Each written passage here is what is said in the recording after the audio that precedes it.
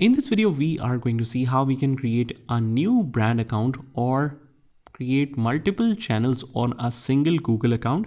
So YouTube basically allows you to create multiple channels associated with the same email.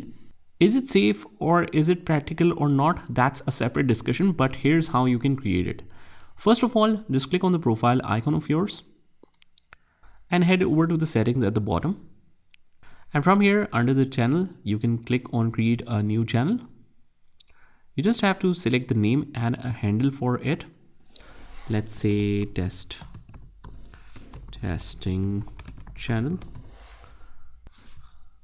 The handle might be unique. We will use this, what is suggested, and then we get the create channel option. And after that, it will process a little bit and it will show you your channel. It will redirect you to your channel where you can manage the videos, customize the channel, and select all the basic settings like the profile picture. You click on the customize channel and you should be able to head over to the YouTube studio.